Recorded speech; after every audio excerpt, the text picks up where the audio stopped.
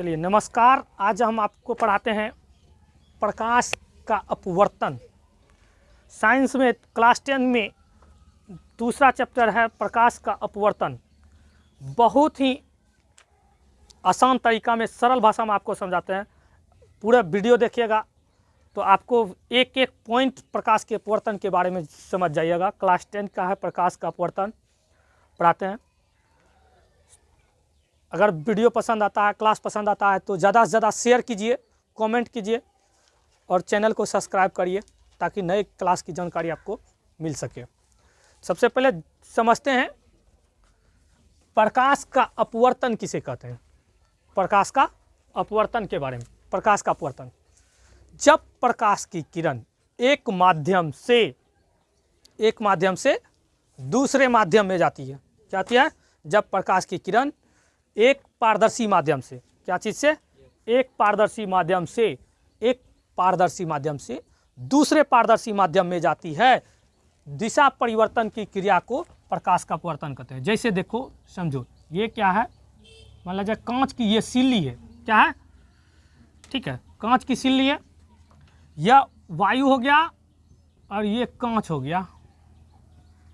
ठीक है, ये वायु हो गया, ये कांच हो गया। प्रकाश की किरण एक विरल माध्यम से सघन माध्यम में गया।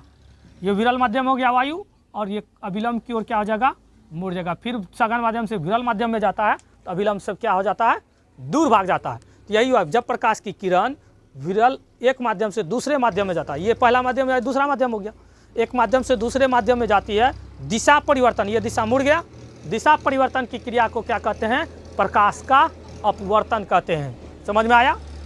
जब प्रकाश की किरण एक माध्यम से दूसरे माध्यम में जाती है, दिशा परिवर्तन की क्रिया को क्या कहते हैं? प्रकाश का अपवर्तन कहते हैं। समझ में आया? अगला पॉइंट पढ़ते हैं। अगला पॉइंट है दोस्तों प्रकाश की चाल। प्रकाश की चाल भिन्न भिन्न माध्यमों में अलग अलग होता है। हर माध्यमों में प्रकाश की चाल अलग अलग होता है। कांच में अलग होगा, शून्य में अलग होगा, निर्वात में अलग होगा, पानी में अलग होगा। हर माध्यमों में प्रकाश की चाल जो होता है अलग अलग होता है। जैसे कांच है, यह सघन माध्यम हो गया वायु की अपेक्षा, इसमें कम होगा, इसमें ज़्यादा होगा। तो सबसे ज़्यादा जो प्रकाश की चाल होता है वायु या निर्वात, जिसे शून्य भी कहते हैं। जहाँ हवा नहीं रहता है उसे हम निर्वात कहते हैं, शून्य कहते हैं। उसमें सबसे अधिक प्रकाश की चाल वायु का भी लगभग उतना ही होता है जितना निर्वात या शून्य का होता है। इसका 3 लाख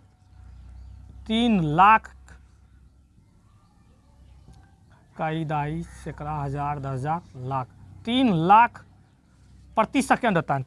किलोमीटर प्रति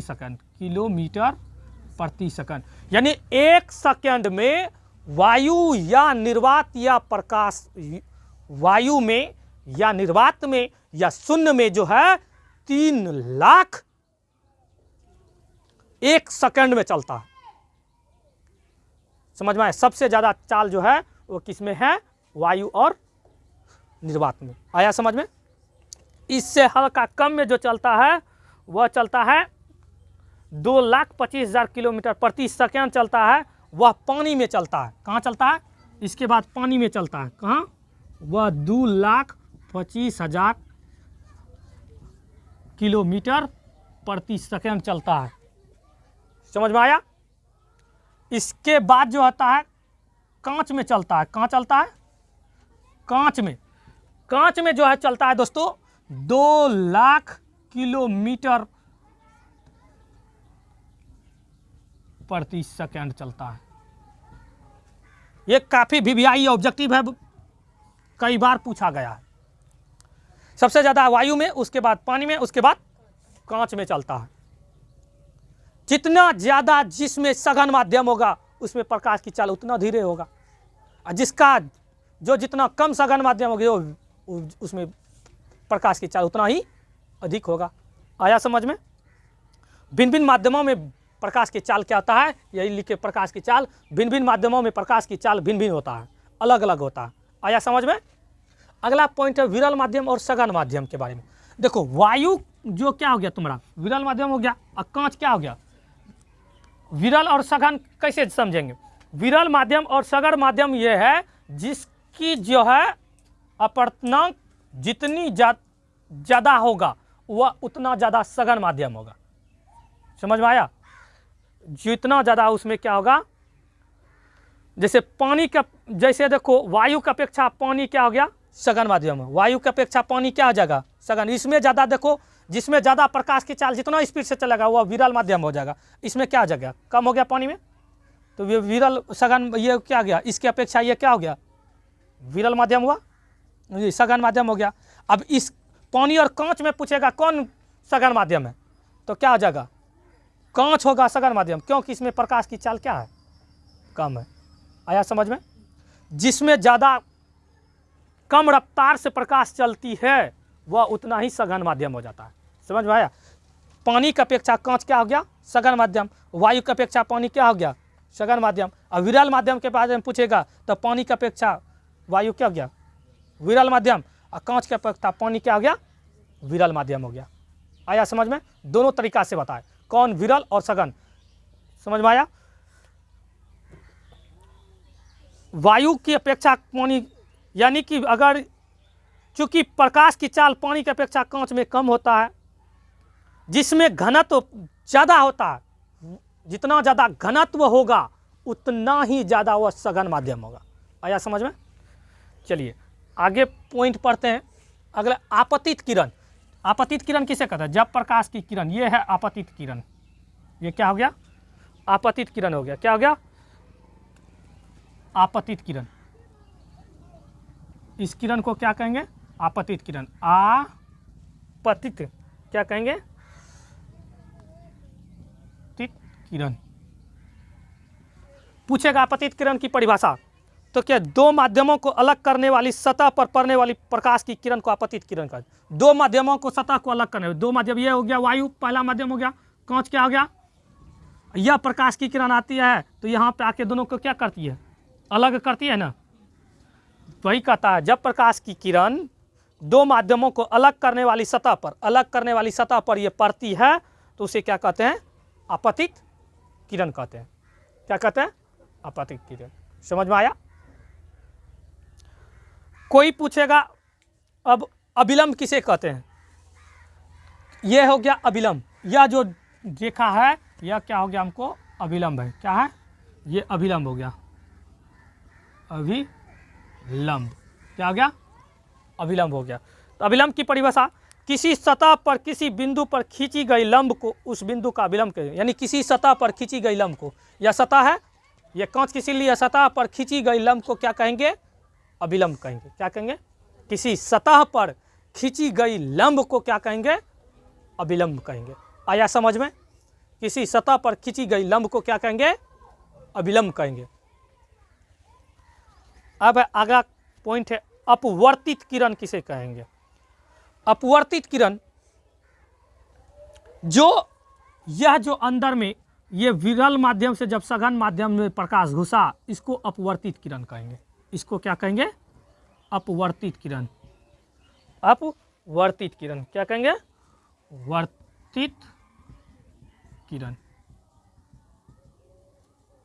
आया समझ में? तो अपवर्तित किरण का परिभाषा पूछेगा तो दूसरे माध्यमों में मुड़ जाती है प्रकाश की किरण, अपवर्तित किरण का। जब विरल माध्यम से सघन माध्यम में जाती है प्रकाश किरण, मुड़ी हुई किरण को क्या कहते हैं, अपवर्तित किरण कहते हैं। समझ में आया? जब विरल माध्यम से प्रकाश सघन माध्यम में जाती है, मुड़ने वाली प्रकाश की किरण को क्या कहेंगे, अपवर्तित किरण कहेंगे। समझ में आया? ये मुड़ा हुआ है, अपवर्तित किरण कहेंगे। समझ में आया? आपतन कोण हो गया, ये हो गया आपतन कोण, ये हो गया अपवर्तन कोण। समझ में आया? ये हो गया। अब अगला पॉइंट की ओर चलते हैं। अभिलंब हो गया, अपवर्तित किरण हो गया, आपतन कोण हो गया। अब पार्श्विक विस्थापन किसे कहेंगे, पार्श्विक विस्थापन। पार्श्विक विस्थापन समझो, ये आपतित किरण है, ये तो सीधे चल जाना चाहिए था, लेकिन अभिलंब की ओर क्या हो गया, मुड़ गया। तो अगर यह सीधा, यह रेखा को थोड़ा सा और आगे बढ़ाते हैं, और यह जो अभिलंब से फिर ये थोड़ा सा इधर जाते हैं, बढ़ाते हैं, बढ़ाएं, कोई दिक्कत? इस दोनों के बीच की लंबवत दूरी, ये दोनों बीच की दूरी हुआ, इसको कहेंगे पार्श्विक विस्थापन। क्या कहेंगे? पार्श्विक विस्थापन। पार्श्विक विस्थापन क्या कहेंगे? पार्श्विक विस्थापन। आया समझ में? हाँ, इसको कहेंगे पार्श्विक विस्थापन। तो इसकी परिभाषा पूछेगा तो कैसे करेंगे? आपतित किरण और ये हुआ निर्गत किरण, इस किरण को क्या कहेंगे? इस किरण को हम निर्गत किरण कहेंगे। क्या कहेंगे? ये हुआ आपतित किरण और ये हो गया निर्गत किरण। ये हो गया निर्गत। आपतित किरण और निर्गत किरण के बीच, आपतित किरण और निर्गत किरण के बीच की लंबवत दूरी को क्या कहेंगे? ये हो गया आपतित किरण, ये हो गया तुम्हारा निर्गत किरण। लिख देते हैं यहाँ निर्गत किरण। क्या कहेंगे? निर्गत किरण। आपतित किरण और निर्गत किरण के लंबवत दूरी, ये लंबवत है। आपतित किरण और निर्गत किरण के लंबवत दूरी को क्या कहेंगे? पार्श्विक विस्थापन। आया समझ में? आपतित किरण और निर्गत किरण की लंबवत दूरी को क्या कहेंगे? पार्श्विक विस्थापन कहेंगे। आया समझ में? अगला पॉइंट है पार्श्विक विस्थापन। अपवर्तनांक किसे कहते हैं? अगला पॉइंट है अपवर्तनांक। अपवर्तनांक किसे कहेंगे? अपवर्तनांक होता है दो माध्यमों के निरपेक्ष अपवर्तनांक के गुणनफल को अपेक्षिक अपवर्तनांक कहते हैं।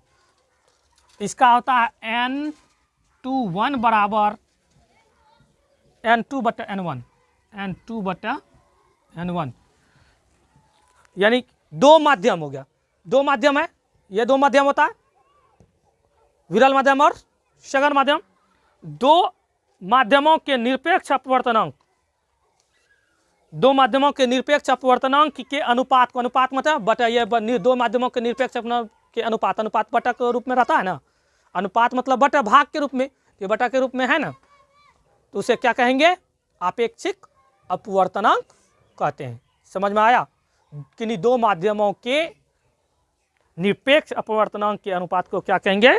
आपेक्षिक अपवर्तनांक कहेंगे। क्या कहेंगे? आपेक्षिक अपवर्तनांक कहेंगे।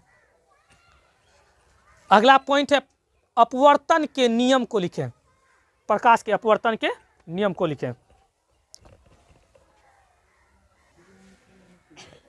चलिए पढ़ते हैं प्रकाश के अपवर्तन के बारे में, के नियम क्या है। पहला नियम है प्रकाश के अपवर्तन के नियम में आपतित किरण, ये हुआ आपतित किरण, हुआ आपतित किरण, आपतन बिंदु, ये हो गया तुम्हारा आपतन बिंदु, आपतन बिंदु, अभिलंब, ये हो गया तुम्हारा अभिलंब, और अपवर्तित किरण, ये हो गया तुम्हारा अपवर्तित किरण। जब विरल माध्यम से सघन माध्यम में घुसता है तो मुड़ता है किरण, तो उसको क्या करते हैं? अपवर्तित किरण। तीनों एक ही तल में होता है ना, तीनों एक ही तल में, तीनों यहाँ पे हैं, वही है। पहला नियम है आपतित किरण, आपतित किरण, आपतन बिंदु पर अभिलंब और अपवर्तित किरण तीनों एक ही समतल में होता है। यहाँ तीनों क्या है? एक ही समतल में होता है ना, बताएं, समझ में आया? ये हो गया आपतित किरण, अपवर्तित किरण, आपतन बिंदु पर डाला गया अभिलंब, तीनों क्या होता है? एक ही समतल में होते हैं। आया समझ में? फिगर बना के समझा बताए, इतना तोड़ के बताए। क्या था परिभाषा? आपतित किरण, अपवर्तित किरण, आपतन बिंदु पर खींचा गया अभिलंब, तीनों एक ही समतल में होते हैं। समझ में आया? ये फर्स्ट नियम है। दूसरा नियम क्या कहता है? प्रकाश के अपवर्तन के नियम। दूसरा, किन्हीं दो माध्यमों और प्रकाश के किसी विशेष वर्ण के लिए आपतन कोण की जिया और अपवर्तन कोण की जिया का अनुपात एक नियतांक होता है। ये देखो आपतित किरण और अपवर्तन कोण के का जो है, दोनों का कोण क्या होता है? एक नियतांक हो जाता है। क्या हो जाता है? किन्हीं दो माध्यमों के में और प्रकाश के किसी विशेष वर्ण के लिए, प्रकाश के किसी विशेष वर्ण के लिए आपतन कोण की जिया और अपवर्तन कोण की जिया के अनुपात को क्या कहते हैं? एक नियतांक होता है। ये दूसरा नियम था, ठीक ना। ये दो नियम हो गया। अब पढ़ते हैं प्रिज्म।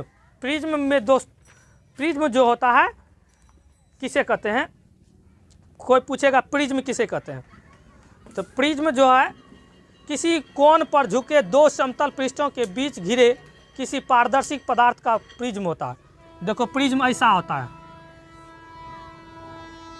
ऐसा होता है, इसमें 5 सतह होता है। प्रिज्म में कितने सतह होता है?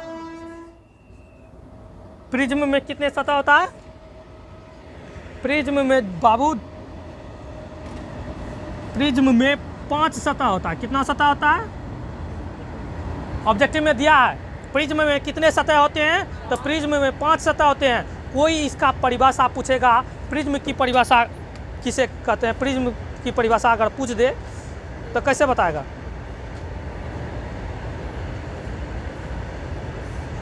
प्रिज्म की 5 सतह होता है। प्रिज्म का फोटो देखो इस तरह नहीं होता, फोटो बताते हैं फिगर प्रिज्म में।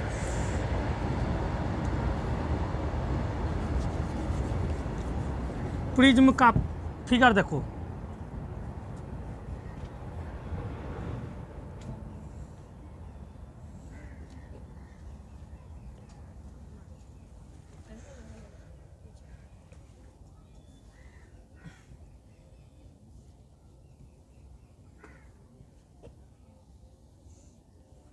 ये प्रिज्म हुआ। क्या हुआ? इसमें 5 सतह होती है। कितना सतह होता है? देखो अब देखो गिनते हैं, 1 2 3 4 5 पूरा, इसलिए अब क्या हुआ? 5 सतह होता है। प्रिज्म में कितने सतह होते हैं? आया समझ में? ऑब्जेक्टिव में रहता है। प्रिज्म में कितनी सतह होता है? ये होता है प्रिज्म की फिगर। आया समझ में? ये प्रिज्म हो गया। अगला पॉइंट है लेंस किसे कहते हैं? लेंस, लेंस के बारे में जानता है? आंखों में जो पहनते हैं ना, कोई व्यक्ति को आंख दिखाई नहीं देने लगता है। कई तो आजकल इतना हो गया कि खाद पर के अनाज खाता है लोग, बच्चे में चश्मा लग जाता है, लगता है ना, तो उसमें लेंस लगा रहता है। क्या लगा रहता है? लेंस 2 प्रकार का होता है, उत्तल लेंस और अवतल लेंस। और कौन सी बीमारी के कारण कौन सा लेंस लगता है आगे चैप्टर में पढ़ेंगे। तो पहले लेंस कितने प्रकार का होता है? 2 लेंस, अवतल लेंस और उत्तल लेंस पढ़े हैं। अवतल लेंस और उत्तल लेंस। लेंस किसे कहते हैं? तो लेंस पारदर्शी पदार्थ का वह टुकड़ा है, या लेंस जो होता है पारदर्शी पदार्थ है, तभी तो हम आंखों से क्या कर सकते हैं, देख सकते हैं। पारदर्शी पदार्थ का वह टुकड़ा है जो किसी निश्चित ज्यामितीय सतहों से क्या होती है? घिरी रहती है। क्या कहते हैं? निश्चित ज्यामितीय सतहों से घिरी रहती है। आजकल तो चश्मा जो फैशन के लिए भी पहन रहा है, पहन लेता है एकदम, चश्मा मार लेता है, सेंट मार लेता है, परफ्यूम एकदम दिखाता है। तो लेंस कितने प्रकार की होती है? 2 प्रकार की होती है, अवतल लेंस और उत्तल लेंस। आया समझ में? चलिए आगे